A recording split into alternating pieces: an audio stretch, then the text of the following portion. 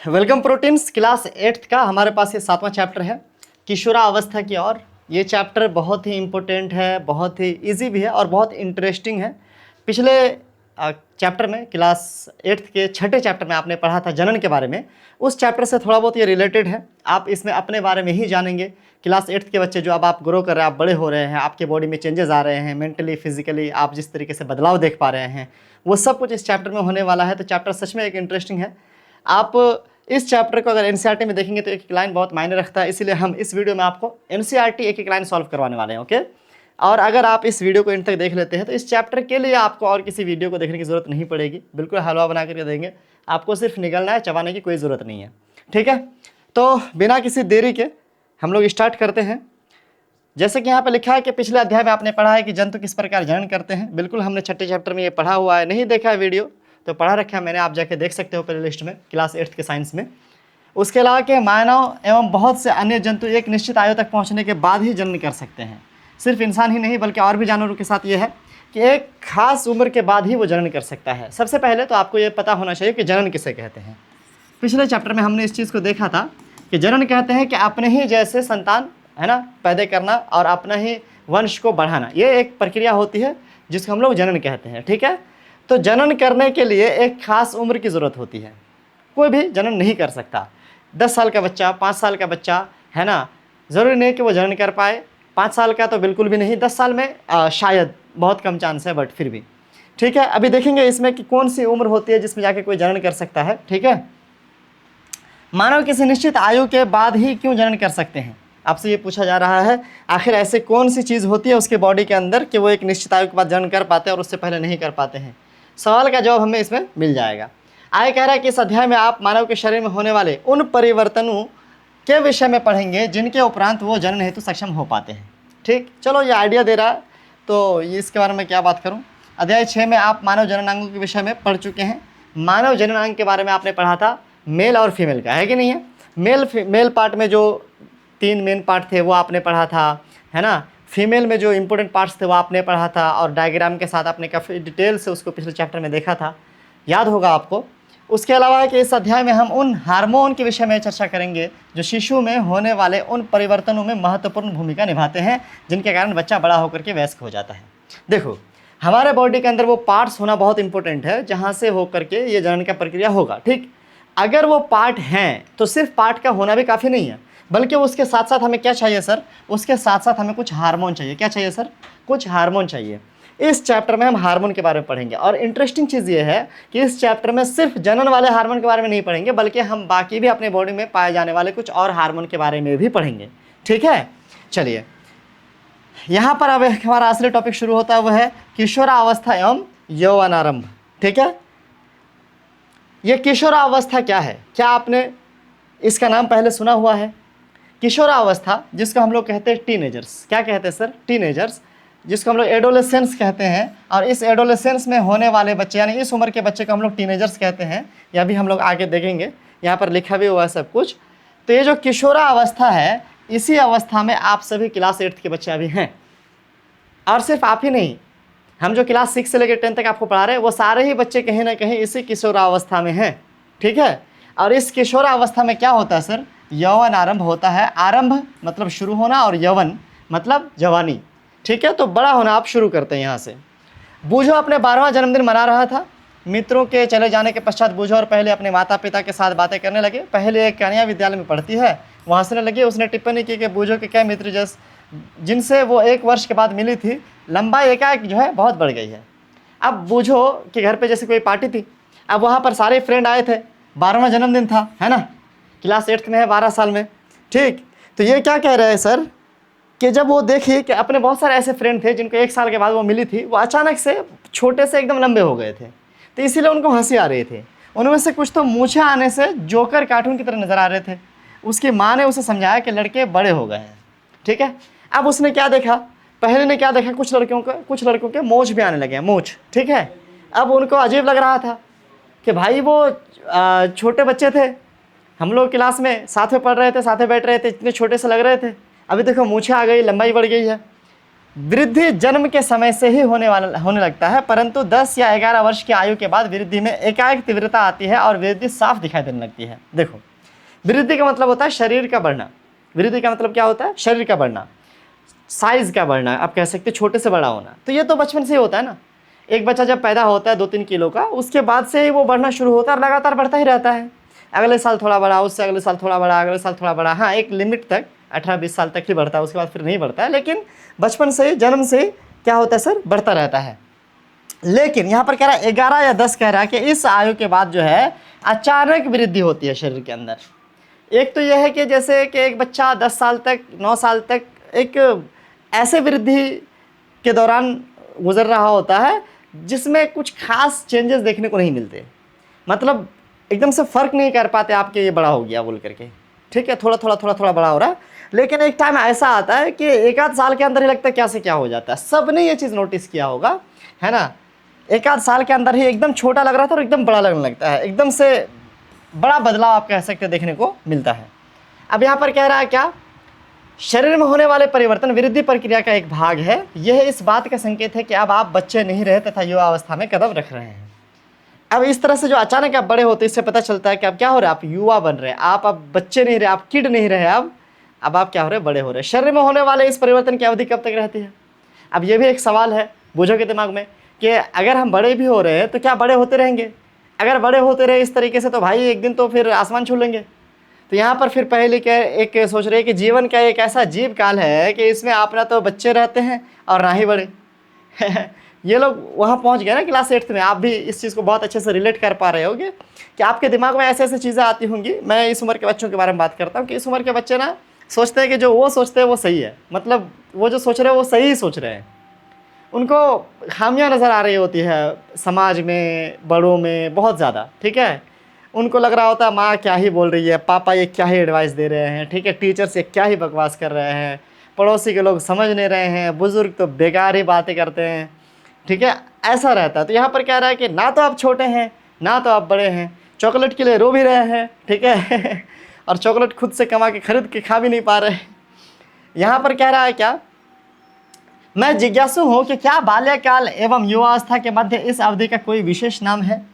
ठीक है, जब छोटा है तो बाल्यकाल है, जब बड़ा हो गया तो युवा हो गया, जवान हो गया, लेकिन इस बीच का कोई नाम है? जवाब है यस, बिल्कुल नाम है। देखते हैं। वृद्धि एक प्राकृतिक परिक्रम है। जीवन काल ही वो अवधि जब शरीर में ऐसे परिवर्तन होते हैं जिससे परिणाम स्वरूप जन्म परिपक्वता आती है, किशोरावस्था कहलाती है। अब आप चाहें तो इसका अंडरलाइन करके डेफिनेशन बना सकते हैं। किशोरावस्था क्या है सर? है ना, यहाँ पे कह सकते हैं कि जीवन काल की वह अवधि, यहाँ से आप अंडरलाइन कर सकते हैं, यहाँ से जीवन काल की वह अवधि जब शरीर में ऐसे परिवर्तन होते हैं जिसके परिणाम स्वरूप, जिसके रिजल्ट में क्या होता है? जनन परिपक्वता आती है।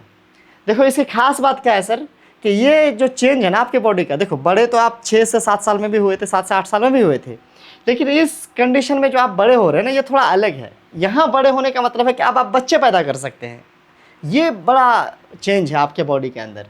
किशोरावस्था लगभग 11 वर्ष की आयु से प्रारंभ हो गया 18 वर्ष यानी या 19 वर्ष तक जो है होती है, ठीक है। ये अवधि क्योंकि अंग्रेजी टीन्स, आप जैसे देखो 11 के बाद 12, 13, 14, 15 सब में टीन है ना, यहाँ पे लिखा 13 से 18 या 19 वर्ष की आयु तक जो है चलता है ना, होती है। किशोरों को टीनेजर्स कहा जाता है। किशोरों को क्या कहा जाता है? टीनेजर्स कहा जाता है। यानी जो इस पड़ाव से गुजर रहे होते हैं, वो जो जवान हो रहे होते हैं, इस पड़ाव में जो बच्चे होते हैं, इस उम्र के जो बच्चे होते हैं उसको हम लोग टीनेजर्स कहते हैं। क्या कहते हैं? टीनेजर्स कहते हैं। और यही वजह है कि हमारे चैनल का नाम क्या है सर? हमारे चैनल का नाम क्या है? प्रोटीन्स है। क्या है सर? प्रोटीन्स है। यहाँ पर आप देखोगे तो स्पेलिंग देखना आप, TEENS है। प्रोटीन जो होता है पीने वाला, खाने वाला प्रोटीन, वो वाला में TEIN होता है, यहाँ पर TEEN है। ये टीन्स, टीनेजर्स के लिए है ना। और प्रोफेशनल टीनेजर्स, हमारे चैनल के जो जितने भी स्टूडेंट हैं, जो भी व्यूअर्स हैं, वो प्रोफेशनल टीनेजर्स हैं। और वो चूँकि 6 से 10 तक के बच्चे हैं जो टीनेजर्स ही हैं, है ना, और होने चाहिए आई थिंक, अगर आप स्टूडेंट हैं तो, ठीक है। तो प्रोटीन्स जो है हमने इसी टीनेजर के पार्ट से जो है अपने चैनल का नाम रखा हुआ है, ठीक है। अब कह रहा है कि लड़कियों में यह अवस्था लड़कों की अपेक्षा 1 या 2 वर्ष पूर्व प्रारंभ हो जाती है।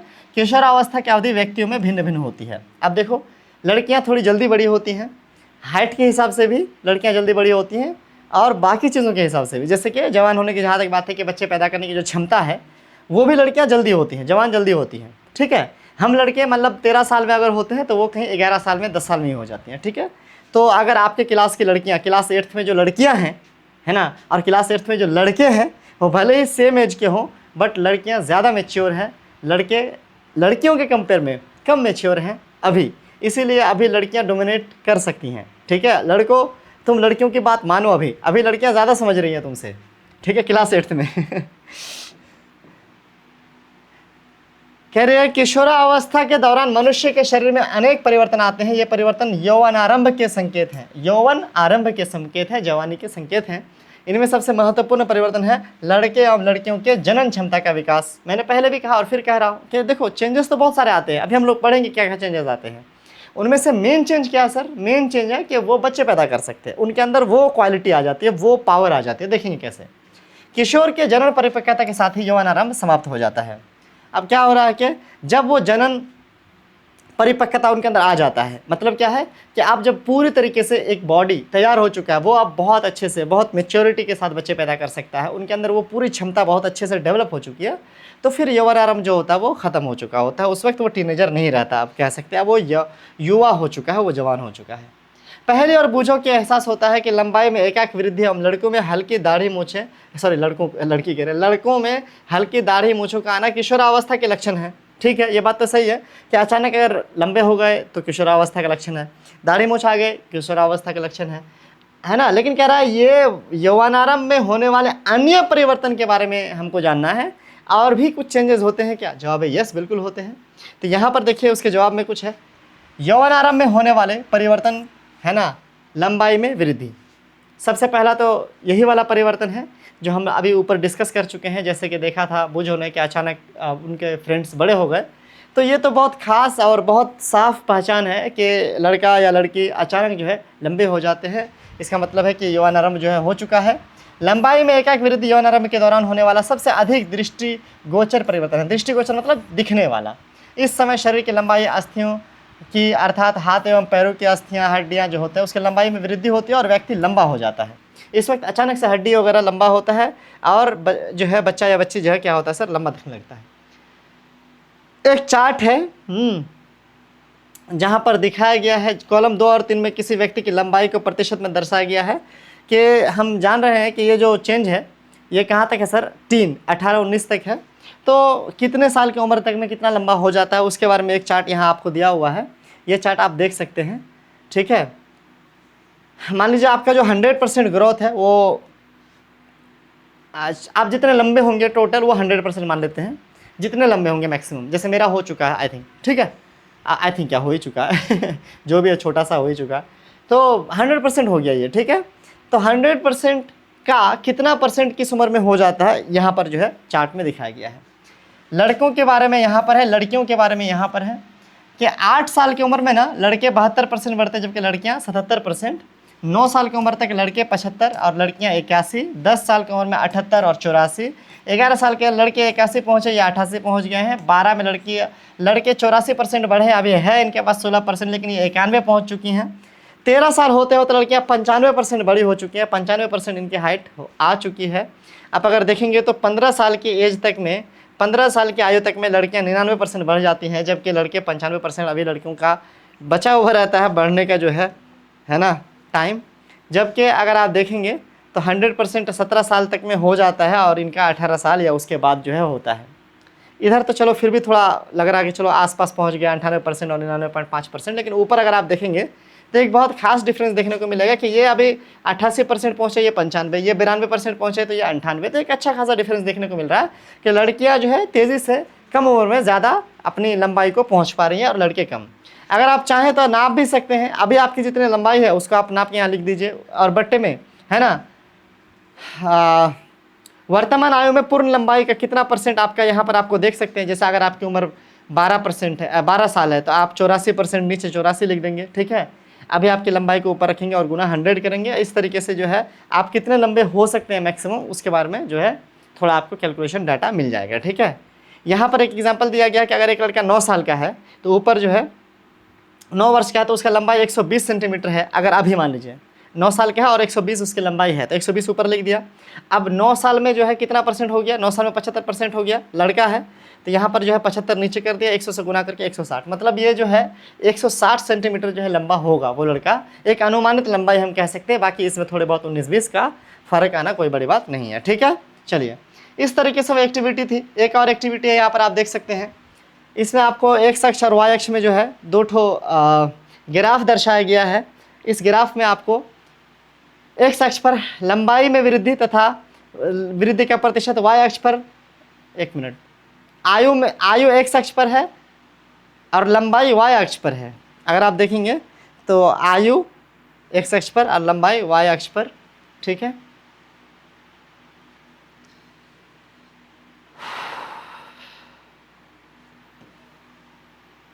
लड़के को जो है इस कलर से दिखाया गया और लड़कियों को जो है इस कलर से दिखाया गया है। अगर आप यहाँ पर देखेंगे तो आप अगर यहाँ पर देखिए तो लड़के जो है, देखिए इसका ग्राफ नीचे है और लड़कियों का ग्राफ ऊपर है। लड़कियाँ जो है जल्दी जल्दी क्या हो रही है, बड़े हो जा रही हैं, और लड़के कम तेज़ी से बड़े हो रहे हैं। अगर आपको ग्राफ का नॉलेज है तो आप बहुत आसानी से समझ पाएंगे। जब ये 18 साल तक पहुँच रहे हैं, सपोज करिए अगर आप देखेंगे तो ये 18 साल तक है। 18 साल तक पहुँचने के बाद दोनों लगभग बराबर हो जा रहे हैं, यानी दोनों की जो अधिकतम लंबाई है वो मिल चुका है दोनों को, ठीक है। इस तरह का ये ग्राफ दिया गया है, इसके बारे में ज़्यादा डिस्कस हम नहीं करेंगे अभी। चलिए, प्रारंभ में लड़कियां लड़कों की अपेक्षा अधिक तीव्रता से बढ़ती हैं। शुरू में जैसे 9 साल में, 10 साल में, 11 साल में, 12 साल में लड़कियां तेज़ी से बढ़ती हैं, परंतु लगभग 18 वर्ष की आयु तक दोनों जो होते हैं बराबर पहुंच जाते हैं। अलग अलग व्यक्तियों की लंबाई में वृद्धि की दर भी भिन्न भिन्न होती है।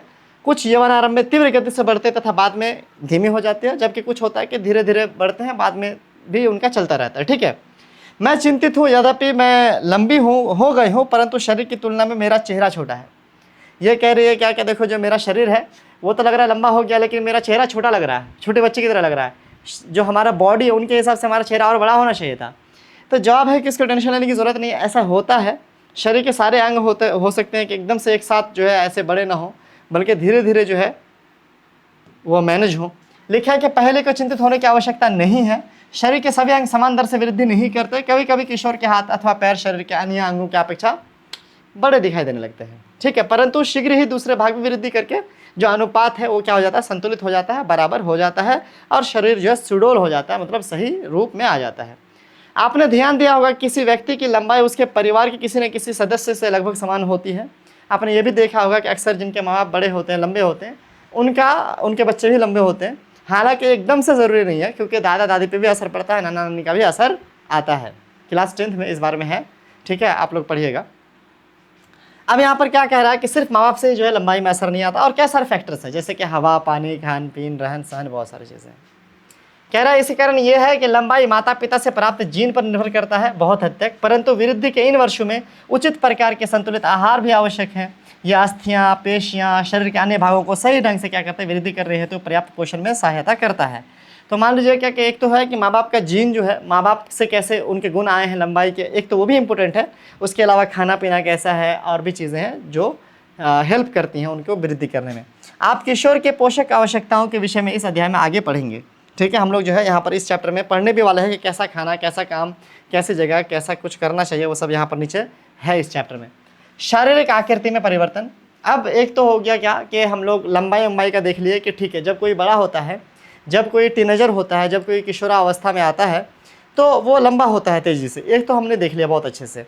एक और चीज़ है कि शरीर की आकृति में परिवर्तन आता है। आकृति कहते हैं डिज़ाइन को, ठीक है, शरीर का डिज़ाइन को, ठीक है। अब ये क्या है, देखिए, क्या आपने ध्यान दिया है कि आपकी कक्षा में जो छात्र हैं उनके कंधे है ना एवं सीना निचले कक्षाओं के छात्रों की अपेक्षा अधिक चौड़े होते हैं। लड़का लोग जो है उनका जो है ये वाला हिस्सा जो है, ये वाला हिस्सा चेस्ट जो है और ये वाला हिस्सा चौड़ा होता है। लड़का लोग जब बड़ा होता है तो ये हिस्सा क्या होता है उनका, चौड़ा होता है। लड़का लोग का यही पहचान है, ठीक है। ये लड़की लोग का ये हिस्सा उतना चौड़ा नहीं होता, कंधा वगैरह, इसलिए फोटो वगैरह भी जब बनाया जाता है तो लड़के का हिस्सा एकदम चौड़ा बनाया जाता है, ठीक है, और लड़की का ये थोड़ा छोटा बनाया जाता है, कम चौड़ा बनाया जाता है। तो कहने का मतलब है कि लड़कियां जो होती हैं उनका कंधा कम चौड़ा होता है लड़कों की अपेक्षा। तो आपने देखा होगा कि जैसे आप क्लास 8th में हैं, आप अभी इस उम्र में पहुँचे हैं कि आपका कंधा, आपका सीना चौड़ा होना शुरू हुआ है, तो आप नीचे क्लास के बच्चों को देखेंगे तो उसके कंपेयर में आपकी क्लास के बच्चों का चौड़ा दिखेगा। कह रहा है इसका कारण यह है कि यौवनारंभ में प्रवेश कर चुके हैं, जब वृद्धि के कारण कंधे फैल कर चौड़े हो जाते हैं।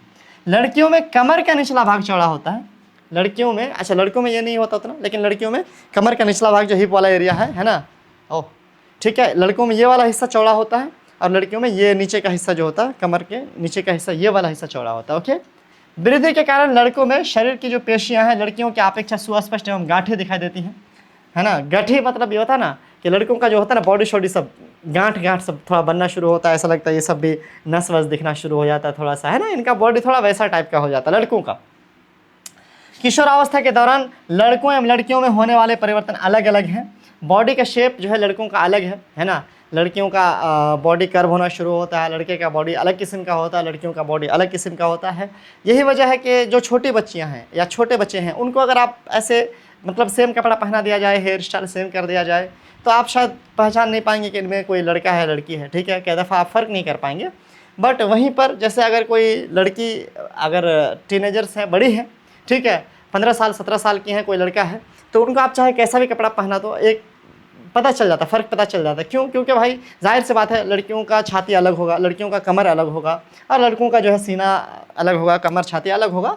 तो यही यहाँ पर कह रहा है कि जो शारीरिक आकृति है वो जो है बदल जाता है इस उम्र में आने के बाद, या बदलना शुरू हो जाता है आप कह सकते हैं। चलिए आगे देखते हैं। एक और चेंज है उसके बाद है स्वर में परिवर्तन। जब बच्चा इस उम्र में पहुंचता है, जब 11-12 साल के बाद इसके बॉडी में चेंजेस आते हैं, यहाँ पर इनके साउंड में भी चेंज आता है। क्या होता है? इनके स्वर में परिवर्तन आता है बच्चों, ठीक है। क्या आपने ध्यान दिया है कि कभी कभी आपकी कक्षा में कुछ लड़कों की आवाज़ फटने लगती है ना। क्या आपने ध्यान दिया इस चीज़ को कि एकदम से पहले आवाज़ अलग था, बचपन का एक आवाज़ अलग होता है, और जब बड़े होते हैं तो थोड़ा सा लड़कों का आवाज़ थोड़ा मोटा टाइप का होना शुरू हो जाता है। स्वर यंत्र जो होता है उसको लैरिंक्स यहाँ पर जो है पाया जाता है, वो जो है वृद्धि में क्या होता है, उसका वृद्धि शुरू हो जाता है, वो थोड़ा बड़ा होना शुरू हो जाता है। और जो लड़कों का स्वर यंत्र है वो विकास होकर अपेक्षाकृत बड़ा हो जाता है। लड़कों में बढ़ता हुआ स्वर यंत्र गले के सामने इतना बढ़ जाता है कि दिखाई भी देने लगता है, ठीक है। लड़कों का आवाज़ तो एकदम होता है, नहीं एकदम बचपन से जो आता है फिर वो एकदम से बदल जाता है। और फिर कई दफ़ा चिढ़ाते भी हैं उस उम्र में घर वाले और दोस्त लोग कि भाई इसका साउंड कैसा हो गया। तो वहाँ पर जो है वो जो उनका स्वर यंत्र है, जो लैरिंक्स है, उनका बढ़ते बढ़ते इतना बढ़ जाता है कि यहाँ पर दिखाई भी देना शुरू हो जाता है। कह रहा है कि उभरे भाग के रूप में दिखाई देता है। इसे एडम्स एप्पल यानी कंठमणि कहते हैं। यहाँ पर जो है ये वाला जो हिस्सा है, जो बढ़ा हुआ हिस्सा होता है, इसको क्या बोलते हैं सर? एडम्स एप्पल बोलते हैं। यह स्वर यंत्र है, ये बड़े होने के बाद ही दिखाई देगा, किसी छोटे बच्चे में आपको दिखाई नहीं देगा। लड़कियों में स्वर यंत्र अपेक्षाकृत छोटा होता है, अतः बाहर से सामान्यता दिखाई नहीं देता। सामान्यतः लड़कियों की जो स्वर होती है वो उच्च तारत्व वाला होता है, ठीक है। लड़कियों में ये ऐसा नहीं बढ़ता, लड़कियों का जो है ये छोटा होता है लड़कियों के कंपेयर में। और ये इसकी वजह से लड़कियों के जो साउंड होता है उच्च तारत्व वाला, मतलब तीखा साउंड होता है, कान में चुभने वाला टाइप का होता है, ठीक है। लड़कों का स्वर गहरा होता है, मतलब भारी होता है, ठीक है, ठीक है। किशोर लड़कों में कभी कभी स्वर यंत्र की पेशियों में अनियंत्रित वृद्धि हो जाती है और आवाज़ फटने या भर्राने लगती है। ये दोनों में हो सकता है, लड़कियों में भी कभी कभी आवाज़ फट जाती है या फंस जाता है, और लड़कों में भी ऐसा होता है कि वृद्धि अनियमित होने की वजह से, थोड़ा गड़बड़ होने की वजह से उनका साउंड एकदम से अजीब हो जाता है। यह स्थिति कुछ दिनों अथवा कुछ सप्ताह तक बनी रह सकती है, जिसके बाद ये स्वर जो होता है सामान्य हो जाता है। तो इस उम्र में जब ये सब चेंजेस आ रहे होते हैं तो ये प्रॉब्लम भी आपको देखने को मिल सकता है कि यहाँ पे देखा रहा है एडम्स एप्पल बड़ा हुआ, ये प्रॉब्लम से आपको देखने को मिल सकता है कि किसी का साउंड जो है फट गया हो कुछ दिनों के लिए, ठीक है। चलिए, मेरे अनेक सहपाठियों की फटी आवाज़ें अब मैं जान गया हूँ ऐसा क्यों है, ठीक है, बढ़िया। एक और चेंज जो हम लोगों को इस उम्र में देखने को मिलता है वो है संवेद एवं तेल ग्रंथियों की क्रियाशीलता में वृद्धि। हमारे बॉडी में कुछ ऐसे ग्रंथियां हैं जो तेल निकालती हैं। अगर आप ऐसे ही छुएंगे, अपने नाक को ऐसे छुइए तो आपको थोड़ा ऑयली टाइप होगा। आप धो करके एकदम साबुन वाबुन से, फेस वॉश से आप देख करके आए थे, एकदम बढ़िया क्लीन कर लिए थे, तौलिया से पोंछ लिए थे, कुछ नहीं था। फिर आप ऐसे ही लेटे हुए ऐसे रूम पे है, पसीना भी नहीं आया, सपोज करें एसी में बैठे हुए, बट आप फिर भी अगर आप इसको ऐसे छुएंगे तो हो सकता है आपको थोड़ा तेल टाइप का महसूस हो। बेसिकली हमारे बॉडी में ऐसे कुछ ग्रंथियाँ होती हैं जो हमारे, है ना, तेल वगैरह निकालती है। तो कह रहा है कि स्वेद एवं तेल ग्रंथियों की जो है क्रियाशीलता में वृद्धि। किशोरावस्था में स्वेद एवं तेल ग्रंथियों का स्राव बढ़ जाता है। इन ग्रंथियों की अधिक क्रियाशीलता के कारण, है ना, ये तेल वगैरह जो है शरीर, चेहरे पर, स्किन पे ज़्यादा निकलता है। उस टाइम पे व्यक्तियों के चेहरे पर फुंसियाँ और मुहासे आदि आ जाते हैं, और कुछ लोगों को यहाँ पर पिंपल्स का प्रॉब्लम भी देखने को मिलता है ना, क्योंकि ऑयली हो जाता है फेस, है ना, और जिससे कि ये सब प्रॉब्लम आते हैं। अब कह रहा है जनन अंगों का विकास, ये सब तो ठीक है। उसके अलावा एक और चेंज जो यहाँ पर देखने को मिलता है वो है जनन अंगों का विकास। क्या है सर? अब जनन अंग क्या है? तो हमने तो जनन अंग के बारे में देखा हुआ है ना कि पुरुष के जनन अंग जो होते हैं और स्त्री के जो जनन अंग होते हैं, जनन अंग होते तो बचपन से ही हैं अगर देखा जाए, ठीक है, ऐसा तो नहीं है कि जनन अंग हमारा बचपन से नहीं है या लड़कियों का नहीं है बचपन से है, बट उसका विकास होता है ना। एक तो बाहरी विकास भी होता है, जैसे ठीक है बड़ा होना, पूरा बॉडी बढ़ रहा है तो अंग तो वैसे ही बड़े होंगे, ठीक है। उसके अलावा उसके अंदर जो क्षमता आती है ना, वो हम लोग यहाँ पर देखेंगे। पिछले अध्याय में आपने दर्शाए गए मानव जननांगों का पुनरावलोकन कीजिए। यौवनारंभ में नर जननांग जैसे कि विरेचन एवं शिशन पूर्णतः विकसित हो जाता है। अब यहाँ पर क्या कह रहा है कि जैसे कुछ जनन अंग होते हैं, है ना, अगर देखेंगे लड़कियों में या विरेचन जो उसको टेस्टिस कहते हैं, है ना, वो बॉल टाइप का, और शिशन है ना, पेनिस जो है, ये क्या होता है पूरी तरीके से इस उम्र में आने के बाद डेवलप हो जाता है, पूरी तरीके से ये जो साइज़ उनका होना होता है हो जाता है। विरेचन से शुक्राणुओं का उत्पादन ही भी प्रारंभ हो जाता है, और ये बहुत खास लाइन है, ये बहुत खास गुण है, जिसकी वजह से क्या होता है सर, कोई भी जो मेल है वो बच्चे पैदा करने के लिए, जनन क्षमता के लिए तैयार होता है। क्या कि उनके जो विरेचन होते हैं, जो बॉल्स होते हैं ना, बॉल्स, तो उनके जो विरेचन होता है, आपने देखा था ना, है ना, आपने देखा था ना क्लास अगले पिछले चैप्टर में आपने नहीं देखा था, ठीक है। तो इनके जो ये बॉल्स होते हैं, यहाँ पर बॉल्स जो था, ये क्या होता है सर, ये एक खास पावर इनके अंदर आ जाता है कि वो अब शुक्राणु उत्पादन कर सकते हैं। क्या कर सकते हैं? शुक्राणु उत्पादन कर सकते हैं। शुक्राणु क्या है? एक खास किस्म का जो है सेल है जो हमारे बॉडी के अंदर बनता है, और वो विरेचन में बनता है। ये हमने पिछले चैप्टर में पढ़ा हुआ है, ठीक है। अब यह कह रहा है लड़कियों में अंडाशय साइज में वृद्धि हो जाता है तथा अंड परिपक्व होने लगता है। अब ये अंडाशय ऐसा नहीं है कि ये अंडाशय इस उम्र में आने के बाद आता है, नहीं, बल्कि ये बचपन से लड़कियों में होता है। लेकिन जब वो लड़कियाँ इस उम्र में आती हैं, मतलब 11-12 साल के बाद जब इस उम्र में पहुँचती है, यौवनारंभ में आती हैं, तब उनका जो अंडाशय है ये क्या होना सर, वृद्धि होना शुरू होता है, अंडा निकालना शुरू करता है ये, ठीक है। हर महीने एक अंडा रिलीज़ करता है, और जिससे क्या होता है सर, वो जनन करने के लिए योग्य होती हैं, ठीक है। तो हमने ये भी चीज़ पिछले चैप्टर में देखा था। हाँ, अंडाशय से अंडाणु को निर्मोचन भी प्रारंभ हो जाता है। अब अंडाशय से अंडाणु का निर्मोचन, ये क्या कह रहा है, आपने देखा था जैसे कि फीमेल पार्ट देखा था ना, ऐसा टाइप का था, ठीक है। और ये जो इंड में था यहाँ पर, है ना, यहाँ पर अंडाणु था, आपने देखा था। अंडाणु से जो है अंडा, एग, अंडाणु से क्या निकलता है सर, अंडाणु से अंडाणु निकलता, अंडाशय से अंडाणु निकलता है। तो ये यहाँ से निकल करके इस पाइप में फेलोपियन ट्यूब में आना शुरू होता है। ये इस उम्र के बाद ये शुरू होता है, ठीक है। और ये खास क्षमता है जिसकी वजह से जनन क्षमता जो है लेडीज़ में आ पाता है। अगर ऐसा ना हो तो भले शरीर के सारे अंग विकसित हो जाएं, अगर ये अंडाणु का जो है स्राव, अंडा का स्राव ना हो या अंडाणु का निर्माण ना हो अंडाशय से, तो जनन क्षमता नहीं आएगा, ठीक है। चलिए, अब यहाँ पर आ रहा है कि मानसिक, बौद्धिक एवं संवेदनात्मक परिपक्वता प्राप्त होना, ठीक है। हमने ये देखा कि शरीर जो है किस तरीके से लंबा हो रहा है, आवाज़ फट रहा है, बॉडी का डिज़ाइन चेंज हो रहा है। इसके अलावा भी और चीज़ें हैं, जैसे क्या कि सिर्फ बॉडी से ही नहीं बल्कि दिमाग से भी क्या होता है सर, उस वक्त बंदा तरक्की कर रहा होता है, मानसिक रूप से, बौद्धिक रूप से, संवेदनात्मक रूप से जो होता है परिपक्व हो रहा होता है ना। लोगों को समझने में, समाज को, अपने आप को, है ना, चीज़ों को वो अलग तरीके से क्या कर सकता है, आप सोच सकता है, समझ सकता है, उनकी बुद्धि तेज़ होती है। किशोरावस्था व्यक्ति के सोचने का ढंग में जो होता है परिवर्तन आता है। पहले की अपेक्षा किशोर अधिक स्वतंत्र एवं अपने प्रति अधिक सचेत होता है, थोड़ा अपने बारे में ज़्यादा जानता है। उनमें बौद्धिक विकास भी होता है तथा वो सोचने विचारने में काफ़ी जो है समय लेते हैं। अब देखो, मैंने पहले भी आपको कहा था कि इस उम्र के बच्चे ऐसा सोचते हैं क्या हम जो समझ रहे हैं बहुत बढ़िया। वास्तव में किसी व्यक्ति के जीवन में ये वो समय है जब उसके मस्तिष्क की सीखने की क्षमता सर्वाधिक होती है। कभी कभी यद्यपि किशोर शारीरिक एवं मानसिक परिवर्तनों के प्रति अपने आप को ढालने हेतु प्रयास करता हुआ स्वयं को असुरक्षित महसूस करता है, परंतु किशोर होने नाते आपको समझना चाहिए कि असुरक्षित महसूस करने की कोई कारण नहीं है। यह परिवर्तन प्राकृतिक है जो शारीरिक वृद्धि के कारण आपके अंदर उत्पन्न होते हैं। मैं आपको एक बात कहूँगा, ये टिट फॉर टैट वाली उम्र होती है।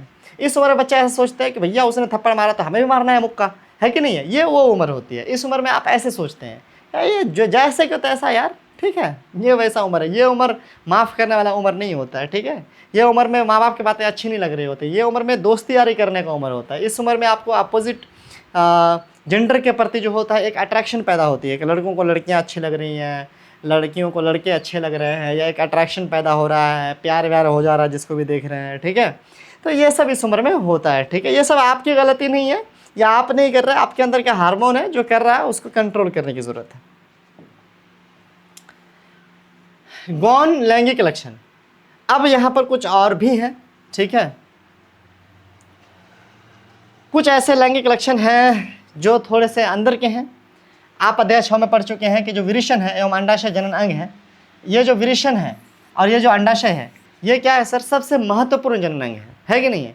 हालांकि जनन अंग में इसके अलावा और भी चीज़ें होती हैं। विरेचन मेल में होता है, लड़कों में होता है, और अंडाशय लड़कियों में होता है, फीमेल में होता है। हालांकि हमारे पास इसके अलावा पेनिस भी है ना, लेकिन हमारा सबसे इंपॉर्टेंट विरेचन है। ऐसे लड़कियों में इसके अलावा और भी पार्ट्स हैं, लेकिन सबसे इंपॉर्टेंट अंडाशय है, ठीक है, जनन अंग के अंदर।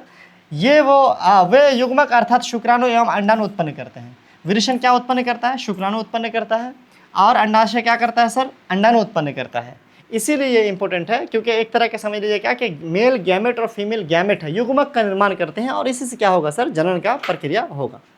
युवावस्था में लड़कियों में स्तनों का विकास होने लगता है तथा लड़कों के चेहरे पर क्या होता है सर, बाल उगने लगता है, अर्थात दाढ़ी वाड़ी आने लगता है, ठीक है।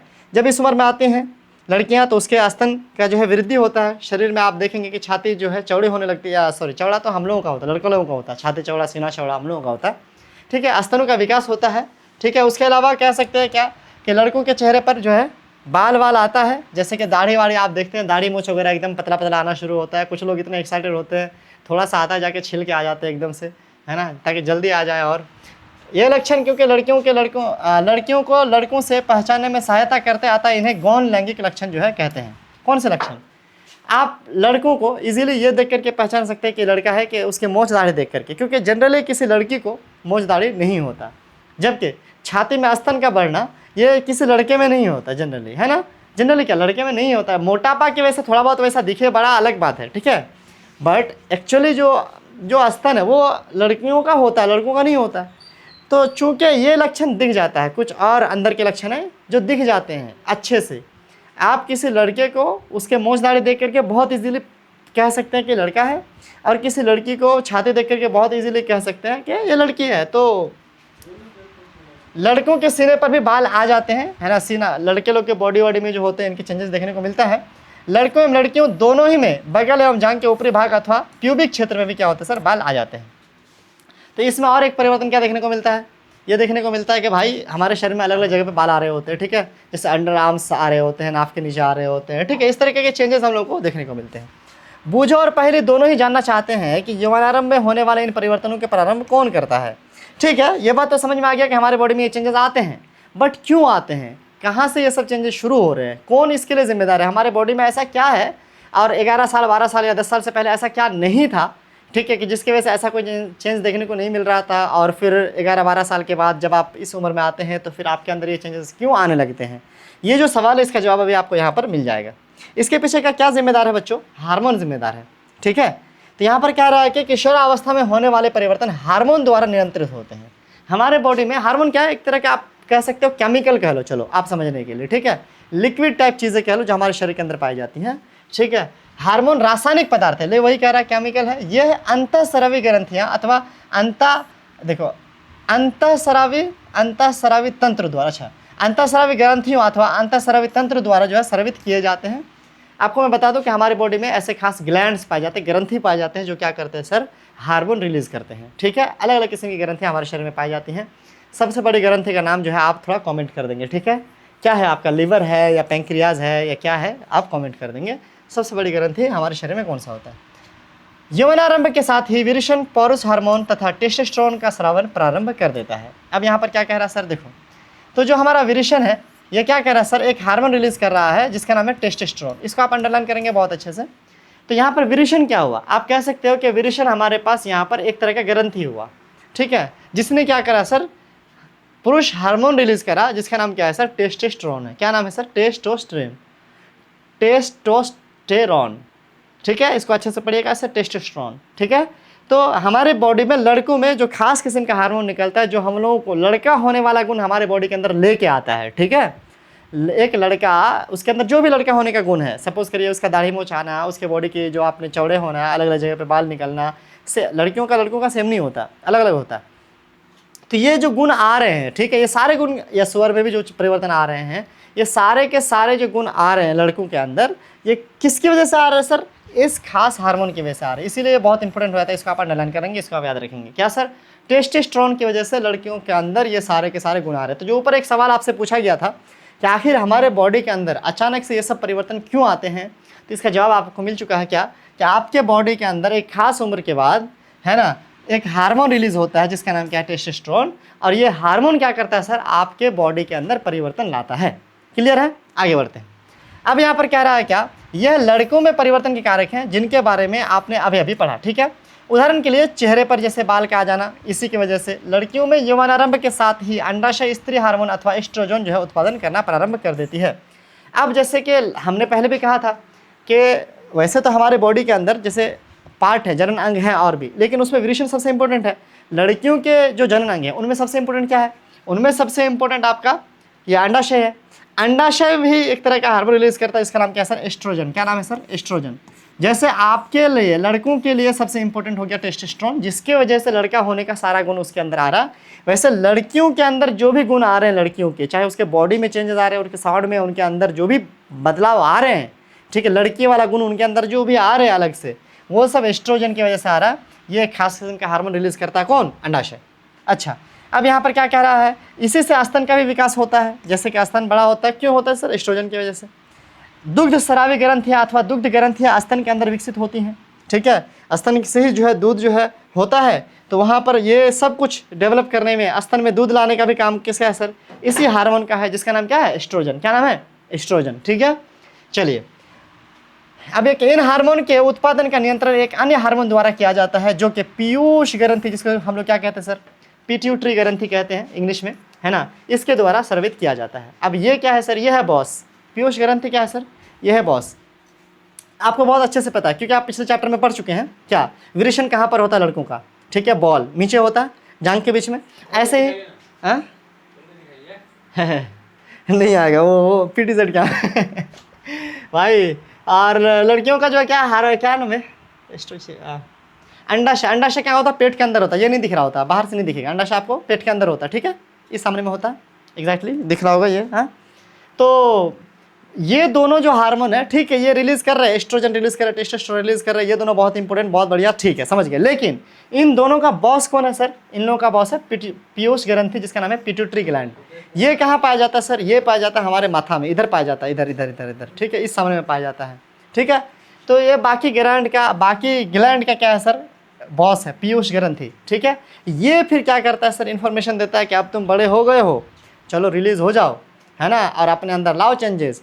तो ये जैसे जैसे जो है इन्फॉर्मेशन देता है, वैसे वैसे बॉडी के अंदर वो सब हार्मोन यानी टेस्टोस्टेरोन और प्रोजेस्टेरोन जो है, एस्ट्रोजन जो है रिलीज होता है, और उस हिसाब से बॉडी के अंदर परिवर्तन आते हैं। बात समझ गए, मतलब उन दोनों को कंट्रोल करने का काम ये पिट्यूटरी ग्रंथि का होता है। ठीक है, आगे बढ़ते हैं।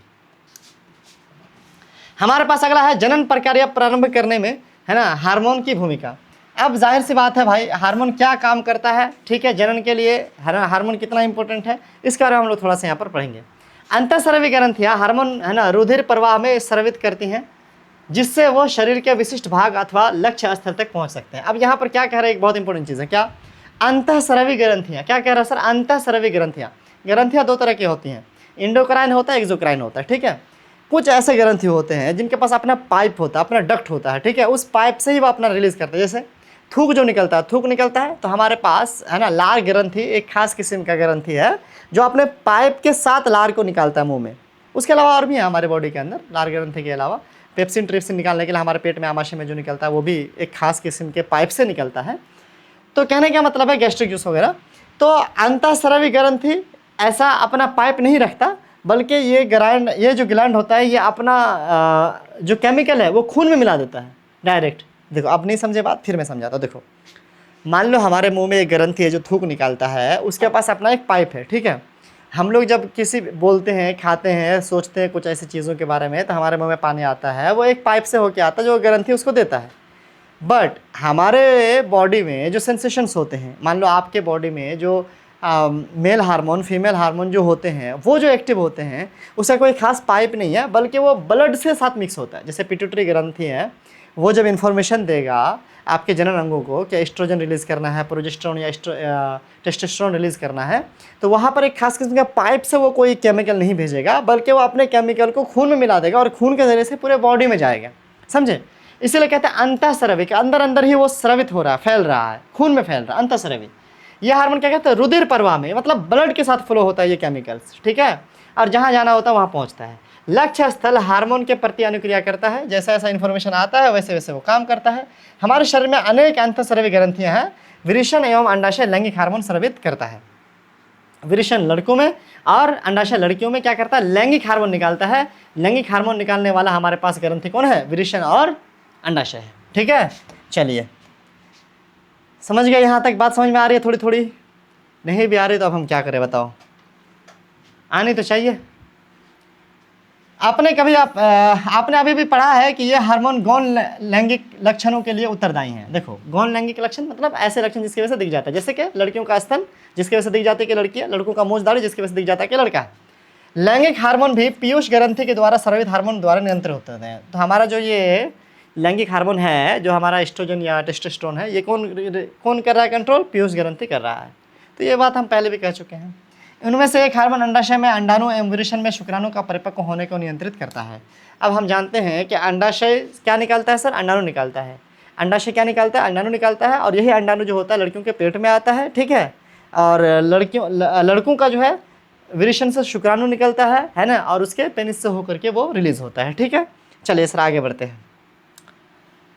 यहाँ पर थोड़ा सा चार्ट से आपको समझाने की कोशिश की गई उसी चीज़ को कि जो पीयूष ग्रंथि है वो मेन हुआ, वो हार्मोन निकालता है जनन अंगों को जो है, जैसे टेस्टोस्टेरोन है जो कि पुरुष में होते हैं, एस्ट्रोजन है जो कि स्त्रियों में होते हैं, उसे क्या करता है, उद्दीपित करता है। उद्दीपित करने का मतलब है कि उनको स्टिमुलेट करता है, उसको जो है क्या बोलते हैं, इन्फ्लुएंस करता है। ठीक है, कि भाई अब तुम्हें निकलना है। ठीक है, ये बताता है कि कब तुम लोग को रिलीज होना है। बेसिकली सब कुछ हमारे ब्रेन से हो रहा होता है ना कंट्रोल, हमारा ब्रेन ही ना असल पावर हाउस है, कंट्रोल रूम है। अब इधर से जाकर के इन्फॉर्मेशन ना हमारे पूरे बॉडी को जाता है, तो ये जो ग्रंथि है वो इधर ही बैठता है, ये बॉस है, और ये फिर जो टेस्टोस्टेरोन है या जो एस्ट्रोजन है इसको जो है एक्टिव करता है जब ज़रूरत पड़ती है एक उम्र के बाद। रुधिर प्रवाह में स्रावित क्रिया किया जाता है तथा शरीर के विभिन्न भाग में जो है लक्ष्य स्थल तक पहुंचता है। और ये जो इन्फॉर्मेशन है जो केमिकल के जरिए से देता है आपका पीयूष ग्रंथि, वो ब्लड में ही एक केमिकल फ्लो करा देता है और ब्लड ही उस इन्फॉर्मेशन को लेके जाता है, वो केमिकल को लेके जाता है जहाँ तक जाना होता है। अब कह रहा है यौवनारंभ के समय शरीर में परिवर्तन को उद्दीपित करता है। अब ये जो पीयूष ग्रंथि है, यही ग्रंथि क्या करता है सर, एक्टिव करता है हमारे एस्ट्रोजन और टेस्टोस्टेरोन को, और जिसकी वजह से क्या होता है सर, आपके बॉडी में जो चेंजेस आते हैं है ना, वो शुरू होते हैं। पहले और बूझो आप समझ गए हैं कि यौवनारंभ व्यक्ति में जनन अवधि का प्रारंभ है जब व्यक्ति जनन की क्षमता प्राप्त करता है, परंतु अच्छा ये आप एक टर्म आप समझ गए क्या, ये जो वर्ड है यौवनारंभ, बेसिकली ये पहले और बूझो कह रहे हैं कि हम समझ गए। यौवनारंभ कह रहे हैं उस टाइम को जब आप बड़ा होना शुरू होते हैं। आरंभ का मतलब ही होता है शुरू होना। यौवन आरंभ जब आप जवान होना शुरू हो रहे हैं, तो मतलब लड़कियों के लिए हम 9-10 साल कह सकते हैं और लड़कों के लिए 11-12 साल कह सकते हैं। ठीक है, अब यहाँ पर कह रहे परंतु वो जानना चाहते हैं कि क्या ये जनन काल एक बार प्रारंभ होने के बाद जीवन पर्यंत तक चलता रहता है या कभी कभी समाप्ति भी होता है। इसका जवाब है यस, समाप्त होता है। ऐसी बात नहीं कि एक मरतबा आप बच्चे पैदा करने के लिए सक्षम हो गए तो अब हो गया, जब तक जिंदा है तब तक सक्षम है, ऐसी बात नहीं है। एक खास उम्र तक ही आप सक्षम है, उसके बाद फिर आपके अंदर ये ख़त्म हो जाता है। ठीक है, चलिए देखते हैं, इसके बारे में भी आगे दिया हुआ है। मानव में जनन काल की अवधि कि कब तक मानव जो है जनन कर सकता है, कब तक मानव अपने जैसा संतान पैदा कर सकता है। लिखा है कि जब किशोरों के विरेचन तथा अंडाशय युग्मकों को उत्पादन करने लगते हैं तब वो जनन के योग्य हो जाते हैं। अब ये बात तो सही है कि 10 साल 12 साल 11 साल जब भी है, या लड़कियों में जो भी 9 साल 10 साल 11 साल है, कि जब उनके अंडा निकलने शुरू हो गए, पीरियड्स आने शुरू हो गए, लड़कों के जो है ना ये सीमन रिलीज होने शुरू हो गए, तो ठीक है, इतना तय हो गया कि अब ये बच्चा पैदा कर सकते हैं। लेकिन कह रहा है कि युग्मक की परिपक्वता एवं उत्पादन की क्षमता पुरुषों में स्त्रियों की अपेक्षा अधिक अवधि तक रहती है ना, लेकिन एक टाइम के बाद ये ख़त्म भी होता है। और ये भी क्लियर किया जा रहा है कि जो लड़कियां हैं उनका जो टाइम है वो थोड़ा कम है और लड़के जो है उनका जो है थोड़ा सा अधिक है। मतलब ये जो क्षमता है बच्चे पैदा करने का, ये लड़कियां थोड़े कम उम्र तक कर सकती हैं, 45-50 तक कर सकती हैं, लड़के 60-70 तक कर सकते हैं। ठीक है, स्त्रियों में जननावस्था का प्रारंभ यौवनारंभ यानी 10 से 12 वर्ष की आयु में हो जाता है और 10 से 12 से शुरू होकर के 45 से 50 वर्ष की आयु तक जो है चलता है कि इस उम्र तक लड़कियां क्या कर सकती हैं सर, बच्चे पैदा कर सकती हैं, यानी जनन के लिए इनके पास क्षमता है। ठीक है, उसके बाद इनके पीरियड बंद हो जाते हैं। अब यहाँ पर लिखा हुआ है क्या कि यौवनारंभ पर अंडाणु परिपक्व होने लगते हैं। अंडाशय में एक अंडाणु परिपक्व होता है तथा लगभग 28 से 30 दिन में अंतराल पर किसी एक अंडाशय द्वारा निर्मोचित होता है। अब आप ये बहुत अच्छे से जानते हैं कि लड़कियों में जैसे अंदर में 2 साइड से 2 अंडाशय है ना, आप अगर फोटो देखे होंगे बहुत अच्छे से पिछले चैप्टर में, एक मरतबा 1 महीना इधर से एक अंडा आया, पेट में आके बैठा या फिलोपियन ट्यूब में आकर बैठा। अगर मान लीजिए क्या कि जनन नहीं हुआ या नहीं प्रेग्नेंट नहीं हुई लड़की, तो वो फिर है ना पीरियड से निकल गया, फिर दूसरे महीना दूसरे साइड से कोई एक अंडा आया और फिर वो पेट में बैठा, फिर अगर वो प्रेग्नेंट नहीं हुई तो वो भी फिर क्या होता है, पीरियड से निकल जाता है, और प्रेग्नेंट हो गई तो 9 महीने तक पीरियड बंद हो जाते हैं। तो कुल मिलाकर, या उससे थोड़ा ज़्यादा दिन तक, इसका मतलब यह हो गया क्या कि हर अलग अलग महीने में अलग अलग साइड से क्या होता है सर, है ना, वो अंडाशय से अंडा निकलता है और लड़कियों के पेट में आकर के उसको जनन के लिए तैयार करता है। इस अवधि में गर्भाशय की दीवार मोटी हो जाती है। अब ये बहुत इंपॉर्टेंट पॉइंट है, इसको मैं समझाना चाहूँगा थोड़ा सा। देखो, हम लोग जैसे कि फ़ोटो देखे थे ना, क्या ऐसा वाला था, ये मान लो ये लड़की का पेट है, ठीक है, ये किसी लड़की का पेट है। अब इसके अंदर मान लो, ठीक है, अंडा से आया, अंडा यहाँ पर आकर के बैठा है, ये पेट के अंदर का हिस्सा है। हर पीरियड शुरू होने के बाद लड़कियों में हर महीने में क्या होता है कि उसका पेट तैयार होता है। पेट के अंदर जो दीवार है वो क्या होता है सर, मोटा हो जाता है। वहाँ पे एक तरह का खून का लोथड़ा टाइप बनता है, लेयर टाइप बनता है, ताकि अगर मान लो कि शुक्राणु आया और ये जो अंडा उनका है ना, उनके साथ ये लड़की शुक्राणु के साथ मिला, युग्मक मिला और बच्चा हुआ, तो ये बच्चा उसी पेट पे पलेगा बढ़ेगा। तो उसके लिए एक इन्वायरमेंट की ज़रूरत होती है, वहाँ पर एक माहौल तैयार हो रहा होता है ताकि वो जो बच्चा है उस इन्वायरमेंट में, उस वातावरण में क्या हो सके, पल बढ़ सके, ठीक है, पेट में वो पल बढ़ सके, उसके लिए वो पेट तैयार हो रहा होता है, ठीक है, हर महीने। अब मान लो क्या अगर ये पेट, अगर ये आ गया, कोई स्पर्म आ गया और ये अंडा से युग्मक बन करके इसके पेट में, है ना, रह गया, और ये बच्चा जो है डेवलप करना शुरू करा, बेबी डेवलप करना शुरू करा, तो जो पेट जो तैयार हुआ था वो काम आ गया। लेकिन अगर सपोज करो कि ऐसा नहीं हुआ, ठीक है, जैसे कि बहुत सालों तक नहीं होता है ना, तो ये 1 महीना पहुंचने के बाद, ठीक है, ये जो पेट तैयार हो रखा था बच्चों के लिए, ये अब जो है क्या होता है सर, फट फट करके वो जो तैयार हो रखे थे पूरे, वो फट फट करके टूट टूट करके वो बाहर निकल जाता है, और वही हर महीने पीरियड की तरह आता है, ठीक है। तो यहाँ पर लिखा है कि जिससे वो अंडाणु के निषेचन के पश्चात युग्मज को ग्रहण कर सकते हैं। अंडाणु के निषेचन मतलब हम जानते हैं कि लड़कियों का अंडा और लड़कों का स्पर्म, जैसे कि हमने पिछले चैप्टर में पढ़ा था कि वो मिल करके युग्मज बनाते हैं, ठीक है। अब युग्मज अगर बन गया, युग्मज बन गया तब तो ठीक है, पेट तैयार था, जिसके फलस्वरूप गर्भधारण हो जाता है, प्रेग्नेंट हो जाती हैं। यदि अंडाणु का निषेचन नहीं हुआ, यानी स्पर्म नहीं आया, मिलन नहीं हुआ, अब यहाँ पर क्या होता है कि उस स्थिति में अंडाणु तथा गर्भाशय का जो मोटा स्तर है उसकी ऋतुवाहिकाओं सहित निस्तारित हो जाता है। अगर यहाँ पर जो है लड़कियाँ प्रेग्नेंट नहीं हुई तो उस टाइम पे क्या होता है, उसका जो पेट है वो जो तैयार हो रखा था वो टूटता है, जिसकी वजह से एक तरह का पेन, एक तरह का दर्द भी होता है, और वो पीरियड के फॉर्म में बाहर आता है। इससे स्त्रियों में रक्तस्राव होता है, यानी ब्लड निकलता है। इसी को हम लोग कहते हैं ऋतुस्राव, इसी को हम लोग कहते हैं पीरियड, ठीक है, अथवा रजोधर्म। हिंदी में रजोधर्म या ऋतुस्राव कहते हैं, जिसको इंग्लिश में पीरियड कहते हैं, मंथली साइकिल भी कहते हैं। ऋतुस्राव लगभग 28 से 30 दिन में एक बार होता है। पहला ऋतुस्राव यौवनारंभ में होता है, जिसे रजोदर्शन कहते हैं, ठीक है, यानी जो सबसे पहला पीरियड आता है लड़की को, उसका नाम अलग से रजोदर्शन रखा गया है। जब लड़की बड़ी होती है तो उसका स्टार्ट जो है यहीं से पता चलता है कि अब ये बड़ी हुई हैं, अब ये जो है जनन के लिए तैयार हैं। लगभग 45 से 50 वर्ष तक जो है ये ऋतुस्राव होना जो है रुक जाता है, यानी तब तक चलता रहता है, उसके बाद ये पीरियड आना बंद हो जाता है। रुक जाने को जो है क्या कहते हैं, रजोनी वृत्ति कहते हैं। क्या कहते हैं, रजोनी वृत्ति। आना जो शुरू हुआ तो उसको बोलते हैं रजोदर्शन फर्स्ट टाइम, और जब बंद हो जाता है उसको बोलते हैं रजोनिवृत्ति। प्रारंभ में ऋतुस्राव चक्र अनियमित हो सकता है तथा इसके नियमित होने में कुछ समय लग सकता है। शुरू में क्या हो सकता है सर, है ना, कि थोड़ा गड़बड़ होता है, ठीक है, नियमित नहीं है, 28 दिन पे नहीं हो रहे, 26 दिन पे हो जा रहे हैं, 24 दिन पे हो जा रहे हैं, 1.5 महीने पे हो रहे हैं, लेकिन फिर धीरे धीरे ये ठीक हो जाता है। पहले कहते हैं कि स्त्रियों में जनन काल की अवधि रजोदर्शन से लेकर रजोनोवृत्ति तक है। अब सही बात है, बिल्कुल, रजोदर्शन मतलब शुरू पहला वाला पीरियड और लास्ट रजोनोवृत्ति तक है।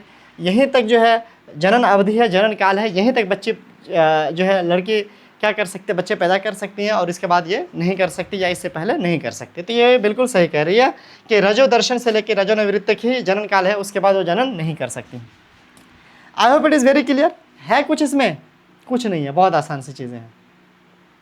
अब यहाँ पर कह रहा है कि ऋतुस्राव चक्र का नियंत्रण हार्मोन द्वारा होता है। इस चक्र में अंडाणु का परिपक्व होना, इसका निर्मोचन, गर्भाशय की दीवार का मोटा होना एवं निषेचन होने की स्थिति में उसका टूटना शामिल है। जो ऋतुस्राव का जो चक्र है, जो पीरियड है, इसमें कई सारी चीज़ें हैं, जैसे पेट तैयार होना, फिर उसके बाद है ना हार्मोन्स वगैरह से अंडाणु वहाँ पर आकर के बैठना, गर्भाशय की दीवार मोटा होना, निषेचन अगर नहीं हुआ, अगर वहाँ स्पर्म नहीं आया, मेल का जो है अंडा नहीं आया, तो फिर जो है टूटना। यदि अंडाणु का निषेचन हो जाता है तो विभाजन करता है तथा गर्भाशय में विकसित के लिए स्थापित हो जाता है, जैसा कि आप पिछले अध्याय में पढ़ चुके हैं। अब ये चीज़ हम पिछले चैप्टर में बहुत अच्छे से पढ़ चुके हैं कि अगर आता है यानी अगर मेल फीमेल गैमेट मिल जाता है तब तो प्रेग्नेंट हो गई, फिर तो कोई बात ही नहीं, पीरियड वाली कोई बात ही नहीं है। और अगर नहीं होता है तब फिर वो पीरियड आता है, टूट करके निकल जाता है। चलिए अगला टॉपिक यहाँ पर शुरू होता है, वो है हमारे पास संतति का लिंग निर्धारण किस प्रकार होता है। अब ये बात तो क्लियर हो गया भाई, जो भी है जनन की क्षमता हो गई, छोटे बड़े, बड़े हो गए, बड़े से छोटे हो गए, जैसा होना था होगा, ठीक है। हमारे बॉडी में चेंजेस आ गए, हमने ये सब पढ़ लिया। अब है कि लिंग निर्धारण। लिंग निर्धारण का मतलब कि मेल या फीमेल, कि कोई बच्चा जो होगा वो मेल होगा या फीमेल होगा, ये कैसे जो है डिसाइड होता है। तो यहाँ पर कह रहा, मैंने अपनी माँ और चाची को बातें करते सुना है कि मेरी चचेरी जो बहन का होने वाला बच्चा है लड़का होगा या लड़की।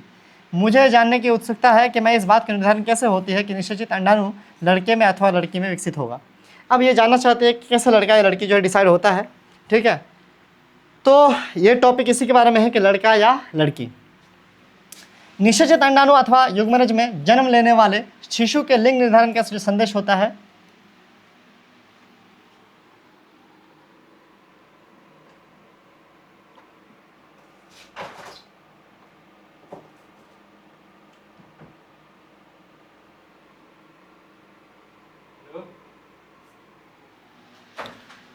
यह संदेश निषेचित अंडाणु में धागे से संरचना से अर्थात गुणसूत्रों में निहित होता है। गुणसूत्र प्रत्येक कोशिका के केंद्रक में स्थापित होता है। यहाँ पर एक बात क्लियर कहा जा रहा है कि देखो, मेल या फीमेल का जो इन्फॉर्मेशन है ना, वो किस में होता है, गुणसूत्र में होता है, यानी क्रोमोसोम्स में होते हैं। क्रोमोसोम्स धागे की तरह रचना होती है। इसके बारे में आप ऊपर क्लास में और भी पढ़ोगे, सेल के बारे में जब पढ़ोगे तो 9th क्लास में है।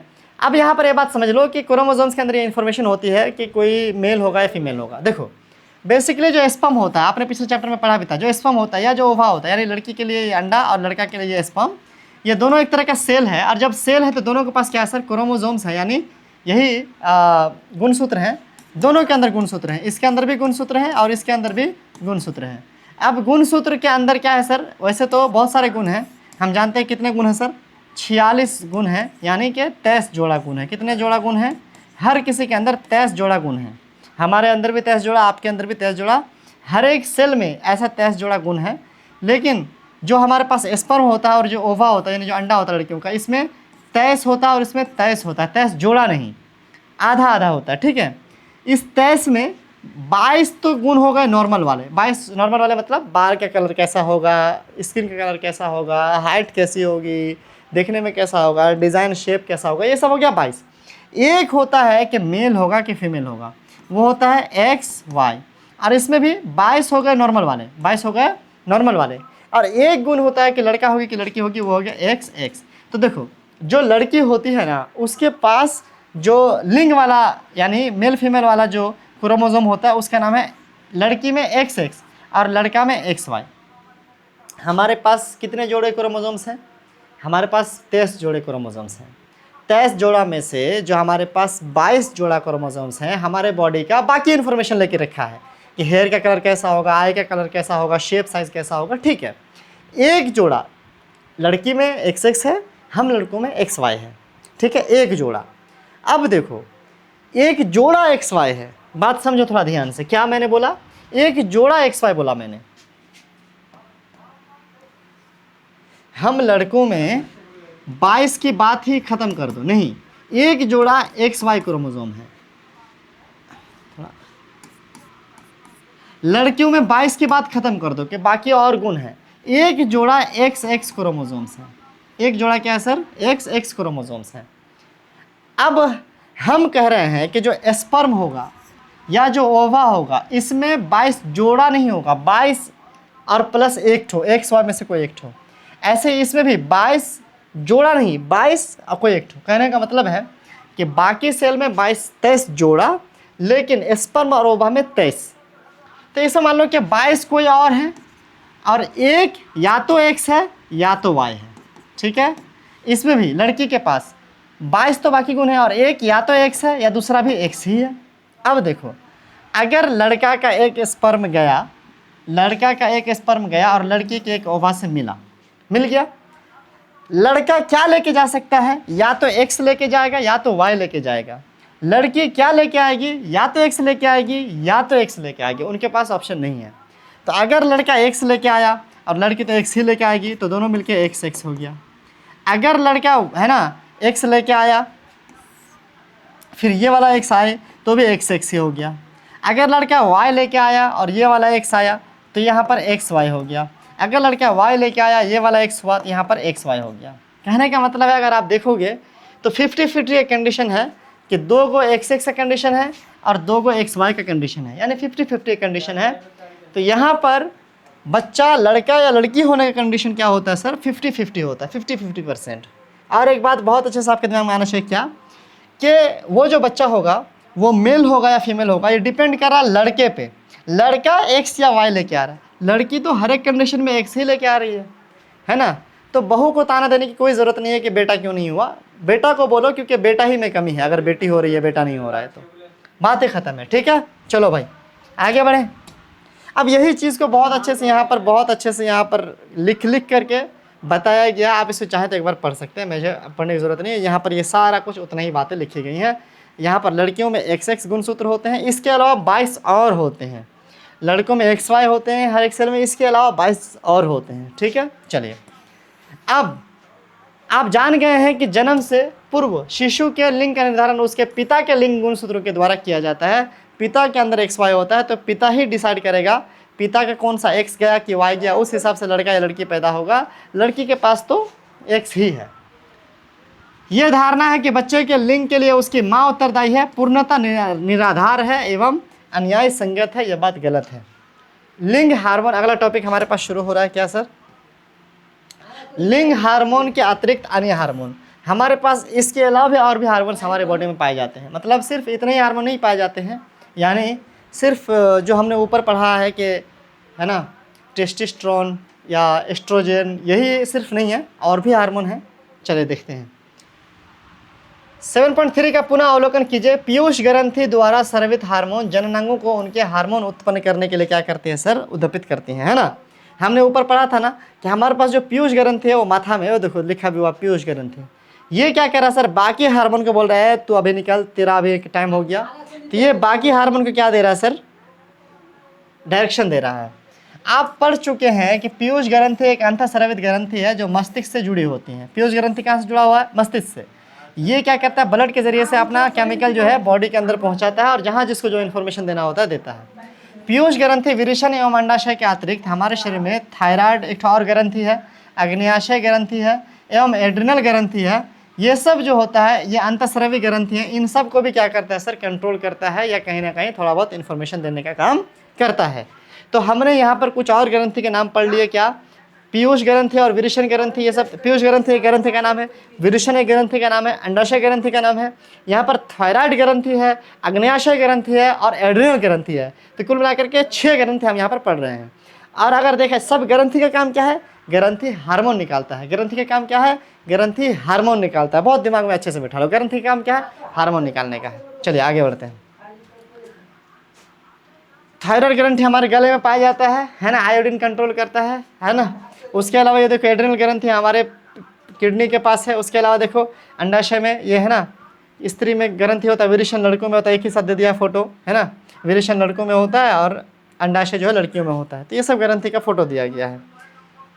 बूझो और पहेली को याद है कि एक बार जब वो अपनी डॉक्टर बुआ के यहाँ गए थे तब उन्होंने कहा वहाँ काका नाम के एक लड़के को देखा था जिसका गला बहुत फुला हुआ एवं उभरा हुआ था। गला फुला हुआ था, एक लड़की को देखी थी। उनकी बुआ ने उन्हें बताया था कि ये जो काका है इनको गोयटर नाम की एक जो है क्या है बीमारी हो गई है। गोयटर एक बीमारी का नाम होता है जिसे घेग बोलते हैं, यहाँ पे फूल जाता है। जो थायराइड ग्रंथि का रोग है, यानी थायराइड ग्रंथि में गड़बड़ी होने की वजह से क्या होता है सर? ये आप ऐसे याद रखेंगे, थायराइड ग्रंथि में गड़बड़ी होने की वजह से कौन सी बीमारी होती है सर? आपको गोयटर की बीमारी होती है। अंडरलाइन करेंगे। थायराइड ग्रंथि थायरॉक्सिन हार्मोन उत्पादन करता है। तो यहाँ पर हमको ये भी बहुत अंडरलाइन करना है बहुत अच्छे से। थायराइड ग्रंथि क्या रिलीज करता है? जैसे विरेचन क्या रिलीज करता है सर, है ना। विरेचन हमने क्या देखा? टेस्टोस्टेरोन, है ना, ये रिलीज करता है। टेस्टोस्टेरोन, है ना, ये रिलीज करता है। ऐसे हमने देखा अंडाशय, है ना, अंडाणु रिलीज करता है, वहाँ एस्ट्रोजन रिलीज करता है, अंडाशय जो ग्रंथि है। अब यहाँ पर थायराइड ग्रंथि क्या रिलीज करता है सर? थायरॉक्सिन रिलीज करता है, याद रखेंगे, है ना। और थायरॉक्सिन की कमी हमारे बॉडी में होगी तो कौन सी बीमारी होगी सर? गोयटर की बीमारी होगी। तो ऐसे याद रखेंगे चीज़ों को, ठीक है। गले में पाया जाता है, घेग की बीमारी हो जाएगी। कह रहे थे कि उनके बुआ ने यह भी बताया कि फूफा जी मधुमेह से पीड़ित है। मधुमेह कहते हैं डायबिटीज़ को, शुगर की बीमारी को। उनका अग्न्याशय इंसुलिन हार्मोन का उत्पादन पर्याप्त मात्रा में नहीं कर रहा है। यहाँ पर क्या पता चलता है, अग्न्याशय जो ग्रंथि है वो कौन सा ग्रंथि, वो क्या निकालता है, हार्मोन, इंसुलिन हार्मोन निकालता है। याद रखेंगे, अग्न्याशय कौन सा हार्मोन निकालता है, इंसुलिन निकालता है। और इंसुलिन क्या करता है, हमारे बॉडी के शुगर लेवल को कंट्रोल करता है। तो बहुत अच्छे से याद रखेंगे। अगर इसकी कमी हो गई, इसकी गड़बड़ी हो गई तो मधुमेह की जो बीमारी, शुगर की बीमारी हो जाएगी। ठीक है, अगर इंसुलिन की कमी बेशी हो गई हमारी बॉडी में तो शुगर की बीमारी हो जाएगी। और ये कौन कंट्रोल करता है, तो अग्न्याशय ग्रंथि जो है ये रिलीज करता है। ऐसे करा बूझे में पहले ने उनके है ना दवा खाने में टंगे चार्ट में दर्शाया कि एड्रिनल ग्रंथि, एक और ग्रंथि है, उसके विषय में पूछा तो उनके बुआ ने उनको बताया क्या कि एड्रिनल ग्रंथि जो है ना ऐसे हार्मोन की स्रावित करती है जो रुधिर में नमक की मात्रा को संतुलित करता है। एड्रीनलिन नामक हार्मोन का स्रावन भी करती है। ये तो एक नमक को भी कंट्रोल करता है, उसके अलावा एड्रिनल ग्रंथि एड्रीनलिन हार्मोन निकालती है। जैसे अग्न्याशय ग्रंथि इंसुलिन हार्मोन निकालती है और ग्लूकोज यानी शुगर कंट्रोल करता है, जैसे हमने ऊपर और भी देखा है ना।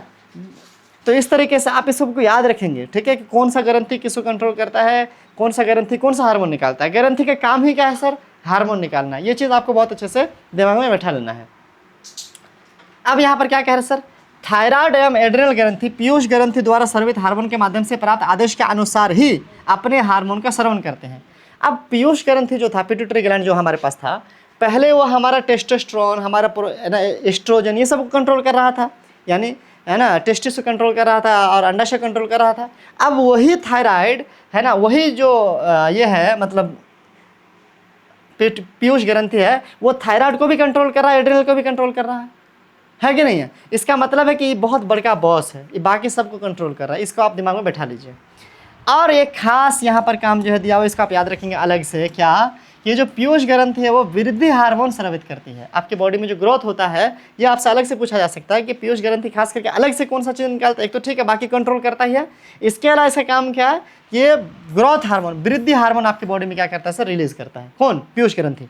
ठीक है, जो सामान्य वृद्धि के लिए आवश्यक है। अगर ये ग्रंथि अच्छे से एक्टिव नहीं रहा या अच्छे से काम नहीं कर रहा तो क्या होगा, हाइट जो है कम बेशी हो जाएगी, बौना हो जाएगा या जियांट हो जाएगा, है ना, खली टाइप। कह रहे क्या अन्य जंतुओं में भी हार्मोन स्रावित होता है? हाँ ऑफ कोर्स होता है भाई। क्या जनन प्रक्रिया में उनका कोई योगदान है? बिल्कुल है, क्यों नहीं है। क्या अन्य जंतुओं में भी हार्मोन स्रावित होते हैं? बाकी जंतुओं में भी हार्मोन स्रावित, इवन के पेड़ पौधे में भी हार्मोन होते हैं। क्या जनन प्रक्रिया में उनका कोई योगदान है? हाँ, हार्मोन का योगदान है ना। अब है कीट एवं मेंढक के जीवन चक्र को पूर्ण करने में हार्मोन का योगदान। कीड़े मकोड़ों में और मेंढक में भी क्या होता है सर, हार्मोन होता है। जैसे कि हमने ऊपर अभी देखा, अभी आपसे एक सवाल किया गया था कि क्या बाकी जानवरों में हार्मोन होता है, जवाब है यस। तो अभी यहाँ पर दे ही दिया, देखिए कीड़ा में भी होता है और मेंढक में भी होता है। आप मेंढक के जीवन चक्र के विषय में तो पढ़ ही चुके हैं, पहले भी पढ़ चुके हैं 6 क्लास में 7 क्लास में।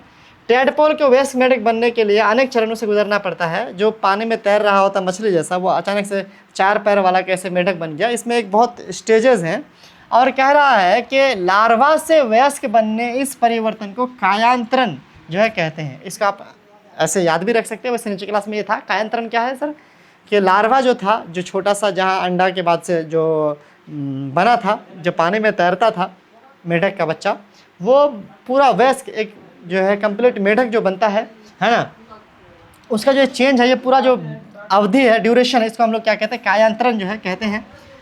कीटों में कायांतरण के नियंत्रण के लिए कीट हार्मोन द्वारा होता है। उसमें भी मतलब कीड़े मकोड़ों में भी हार्मोन होता है, ये कहना चाह रहा है। देखो मेंढक में भी हार्मोन है, कीड़े मकोड़ों में भी हार्मोन है। कहने का मतलब है कि इंसान के अलावा बाकी जानवरों में भी क्या होता है सर, हार्मोन होते हैं। और जनन के लिए वहाँ पर भी क्या होता है सर, हार्मोन की आवश्यकता होती है।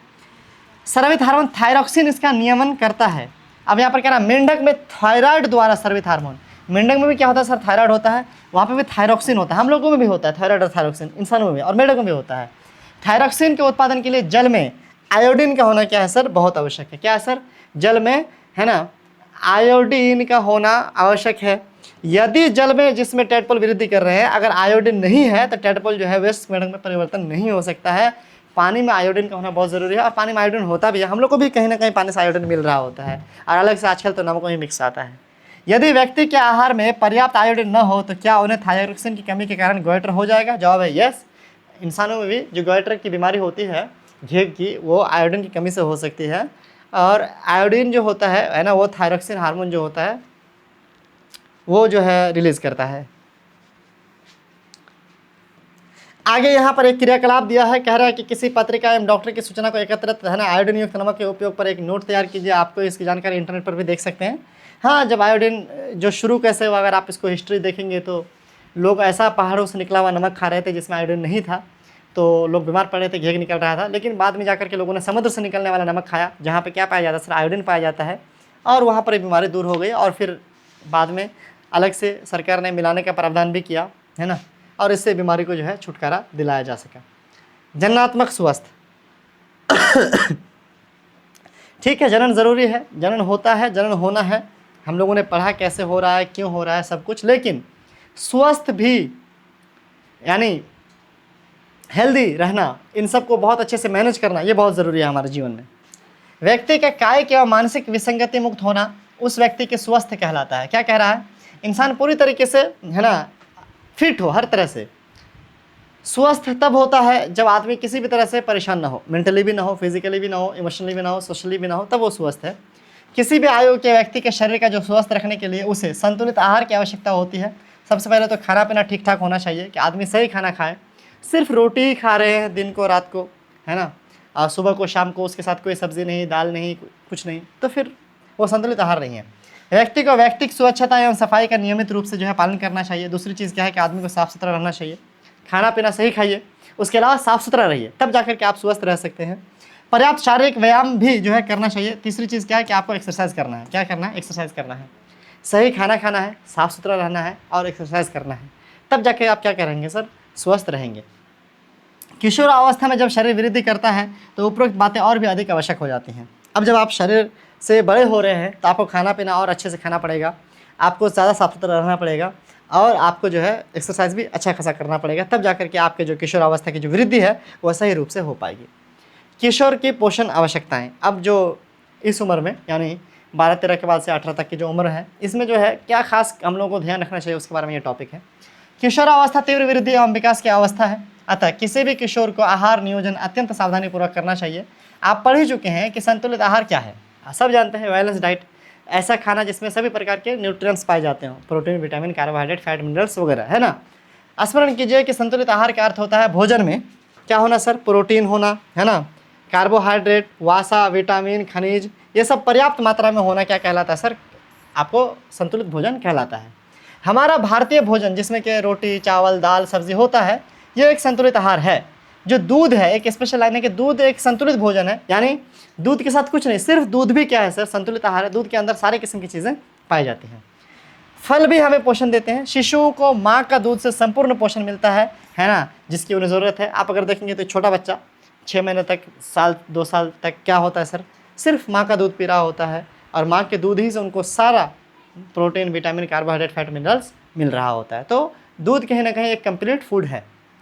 लोह यानी आयरन तत्व रुधिर का निर्माण करता है। एक जो है हमारे बॉडी में बहुत सारी चीज़ें, जैसे कैल्शियम आपने सुना होगा, पोटाशियम, कैल्शियम, ये सब सुना होगा। एक चीज़ है आयरन, हमारे शरीर में ये खून का निर्माण करता है। किसका निर्माण करता है, खून का, ब्लड बनाता है ये। लोह प्रचुर खाद्य एवं पत्तेदार सब्जियां, गुड़, मांस, संतरा, आंवला इत्यादि में किशोर के लिए सबसे अच्छा खाद्य है। अब हम लोगों को जो है लोहा, इसकी ज़रूरत, ये लोह की ज़रूरत जो है, आयरन की ज़रूरत हमारे बॉडी को किशोर अवस्था में बहुत ज़्यादा होती है। और ये किस खाने में पाया जाता है, तो पत्तेदार सब्जियाँ, आप साग वगैरह खाइए, इसमें आपको ये मिलेगा, आयरन मिलेगा। उसके अलावा गुड़ खाइए, उसके अलावा मांस मछली खा सकते हैं आप, संतरा खा सकते हैं और आंवला खा सकते हैं, खट्टा चीज़ें खा सकते हैं। ये इसमें आपको आंवला वगैरह में, संतरा वगैरह में भी आयरन मिलता है। उसके अलावा मकई है ना, उसमें भी आयरन मिलता है। तो ये सब आप खा सकते हैं और किशोर अवस्था में इसकी खासा आवश्यकता होती है। आइए, आपने दोपहर एवं रात्रि के भोजन के खाद्य पदार्थों की जांच कीजिए, क्या भोजन संतुलित एवं पोषक हैं। आपने जो खाया था, थोड़ा सोचिए, आपने जो खाया था वो संतुलित भोजन था क्या? इसमें ऐसे खाद्यान्न शामिल हैं जो ऊर्जा को प्रदान करते हैं, तथा क्या इसमें दूध, मांस, नट एवं दालें भी शामिल है जो वृद्धि हेतु प्रोटीन प्रदान करते हैं। आपको तो पता ही है ना किस खाने में क्या पाया जाता है। तो आपने जो खाना खाया था, देखिए तो क्या उसमें प्रोटीन है, क्या उसमें कार्बोहाइड्रेट है, क्या उसमें एनर्जी वाली चीज़ें हैं, क्या इसमें वसा एवं शक्कर भी शामिल है ऊर्जा प्रदान करने के लिए। फल एवं सब्जियों का क्या स्थान है, जो रक्षी भोजन है। रक्षी भोजन का आप जानते हैं कि फल एवं सब्जी जो होते हैं उसमें विटामिन होते हैं, और विटामिन क्या करते हैं, हमारी बॉडी को प्रोटेक्ट करते हैं बीमारियों से, है कि नहीं है। कार्बोहाइड्रेट और जो फैट है ये आपको एनर्जी देता है ना, ये आपको ऊर्जा देता है। जो प्रोटीन है आपको वृद्धि कराता है, प्रोटीन क्या करता है, वृद्धि कराता है। और जो आपका विटामिन है, ये आपको विटामिन और मिनरल्स क्या करता है, बॉडी को प्रोटेक्ट करता है, बीमारियों से बचाता है। चिप्स तथा पैक हुआ जो खाना होता है वो आपको जो है स्वादिष्ट भले आपको लगता हो, पर उसको भोजन के टाइम पे यानी नाश्ते में, दोपहर के खाने में, रात के खाने में आप उसको मत खाइए, क्योंकि उसमें पोषक तत्व जो होते हैं खासा नहीं होते हैं। अपने मित्रों के साथ एक समूह बनाइए, उनमें खाद्य पदार्थों के नाम लिखिए। अपने पिछले दिन यानी नाश्ते, दोपहर के भोजन के, रात के कारण में खाद्य खाए तो उनके पहचान कीजिए, समुचित वृद्धि के लिए उत्तरदायी हैं। जंक फूड को भी पहचान कीजिए, आपने पिछले दिन क्या खाया था। भाई एक है कि पूछो अपने दोस्तों से कौन कैसा खाना कल खाया था, जंक फूड क्या खाया था। जंक फूड मतलब वही फास्ट फूड है ना, पिज़्ज़ा, बर्गर, समोसा, लिट्टी, पकौड़ा, है कि नहीं है। यहाँ पर एक चार्ट बनाने के लिए कह रहा है कि आप जो है एक चार्ट बनाइए जिसमें अलग अलग किस्म के खाने को दिखाइए, और कंपटीशन रखें अपने क्लास में कि कौन कैसा चार्ट बना सकता है जिससे कि इम्प्रेस हो कि भाई हमें कैसा खाना खाना चाहिए, किस टाइम और किस तरह का खाना हमारे शरीर के लिए फ़ायदेमंद है। ये पूरा चार्ट उसी पे डिपेंडेंट है। ठीक है, आगे बढ़ते हैं। आइए, व्यक्तिगत स्वच्छता। अब हमारे शरीर को स्वच्छ रखने के लिए, साफ सुथरा रखने के लिए क्या ध्यान रखना चाहिए, पॉइंट को वो यहाँ पर देखते हैं। प्रत्येक व्यक्ति को प्रतिदिन एक बार स्नान करना चाहिए। एक चीज़ तो बहुत है कि ज़रूरी है, नहाना चाहिए भाई, नहाना बहुत ज़रूरी चीज़ है, पानी बर्बाद करना बहुत ज़रूरी है। ये किशोरों के लिए और भी आवश्यक है, क्योंकि जो उस वक्त श्वेत ग्रंथियाँ हैं, यानी जो खास कर पसीना उसीना उस वक्त निकलता है ना, और तेलीय ग्रंथि वगैरह ज़्यादा एक्टिव हो जाते हैं, जिसकी वजह से आपको जो है ज़्यादा जो है नहाने की ज़रूरत है और साफ सुथरा रहने की ज़रूरत है। उसमें से बॉडी से स्मेल आने लगती है। नहीं तो कह रहा है कि शरीर के सभी भागों को स्नान करते समय अच्छे से धोकर के साफ़ करना चाहिए। यदि सफाई है ना नहीं रखी गई तो जीवाणु संक्रमित होने का खतरा रहता है, यानी वायरस बैक्टीरिया हो सकता है, खुजली नोचनी हो सकता है, दांत दिनाई हो सकता है। लड़कियों को जो ऋतुस्राव होता है, जब पीरियड्स आते हैं तो उस वक्त सफाई का खास ध्यान रखना चाहिए। उन्हें पीरियड के टाइम को जो है पहले ध्यान में रखते हुए उसके लिए तैयारी कर लेना चाहिए। पैड्स वगैरह रख लेने चाहिए। आज के टाइम पे तो पैड्स हर जगह अवेलेबल हैं, पहले कपड़ा वपड़ा रखते थे। तो यहाँ पर साफ़ सैनिटरी नैपकिन अथवा घर पे तैयार किया गया जो कपड़ा है ना, उसको आप तैयार करके रखिए। आवश्यकता पड़ने पर 4-5 घंटे में उसको आप चेंज कीजिए। ऐसा नहीं कि एक पैड लगा के पूरे दिन घूम रहे हैं, ऐसा बिल्कुल मत कीजिए। ज़्यादा से ज़्यादा 6 घंटा, अगर नॉर्मल ब्रीडिंग है तो ठीक है, हाई है तो फिर 2-3 घंटे में, 2 घंटे में चेंज करना पड़ेगा। शारीरिक व्यायाम। अब इसके अलावा एक तो साफ़ सुथरा रखना है आपको, उसके अलावा आपको एक्सरसाइज क्या करनी है, कैसे करना है, उसके बारे में थोड़ा सा यहाँ पर देखिए। कह रहा है क्या कि ताज़ी हवा में टहलना, खेलना शारीरिक चुस्त रखना एवं स्वस्थ रखता है, शरीर को चुस्त एवं स्वस्थ रखता है। सुबह सवेरे उठिए, लेट से मत उठिए, थोड़ा सुबह की हवा का आनंद लीजिए, चलिए फिरिए, मॉर्निंग वॉक कीजिए, ये बहुत इंपॉर्टेंट है। सभी युवा किशोर लड़के एवं लड़कियों को टहलना, व्यायाम करना एवं बाहर खेलना चाहिए। अब है भ्रांति एवं असत्य धारणाएं। कुछ ऐसी चीज़ें हैं, पुराने ज़माने में लोग ऐसा बोलते थे, ये सब जो है बिल्कुल भी आपको नहीं मानना है, ये सब गलत बातें हैं। जैसे कि ऋतुस्राव के समय कोई लड़की किसी लड़का को देख ले तो वो प्रेग्नेंट हो जाती है। भाई ये कोई बात हुई? ऐसा कुछ नहीं है, ठीक है। पीरियड के दौरान लड़कों को नहीं देखेंगे, लड़के को देखेंगे तो प्रेग्नेंट हो जाएगा, ऐसा कुछ नहीं है। संतान के लिंग के लिए उसकी माँ उत्तरदायी है, कि बेटा हो रहा है या बेटी हो रही है, माँ जिम्मेदार है? बिल्कुल भी नहीं, माँ जिम्मेदार नहीं है, बाप जिम्मेदार है। ऋतुस्राव अवस्था में लड़की को रसोई के काम नहीं करना चाहिए, यानी छुआछूत टाइप का कि लड़के लोग को दूर रखो सब चीज़ से, ऐसा कुछ नहीं है। पीरियड के टाइम पे भी लड़कियां बिल्कुल ही नॉर्मल हम लोगों की तरह ही सब कुछ है ना, हमारे साथ उठती बैठती, खाती पीती, सोती, सब कुछ है, हमारे जैसे ही सब कुछ रहता है। बस वो एक स्पेशल टाइप का उनके सफाई का ख्याल उनको रखना होता है। बाकी उनके साथ खाने में, उनके साथ उठने बैठने में, उनके साथ सोने में कोई दिक्कत नहीं है, ठीक है। आपको ऐसे अन्य कथन या मिथ जो है अगर मिलते हैं तो उसको उखाड़ फेंकिए, उसको छोड़ दीजिए, उसको ध्यान बिल्कुल मत दीजिए, ठीक है। यहाँ पर एक एक्टिविटी दिया गया है, इसमें अपने सहपाठियों का आपको जो है एक लिस्ट बनाना है, कौन कौन एक्सरसाइज करता है और कौन कौन एक्सरसाइज नहीं करता है।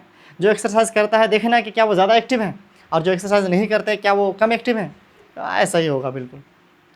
नशीली दवाओं यानी ड्रग्स का निषेध करें। अब क्या होता है, जो आपका उम्र होता है ना, ये 13-14 साल की उम्र, इस उम्र में बच्चे फिर नशा भी शुरू करते हैं, नई नई चीज़ें ट्राई करना शुरू करते हैं, दोस्ती यारी करना शुरू करते हैं, घर से बाहर रहना शुरू करते हैं, तो यहाँ पर फिर नशे करना भी शुरू करते हैं।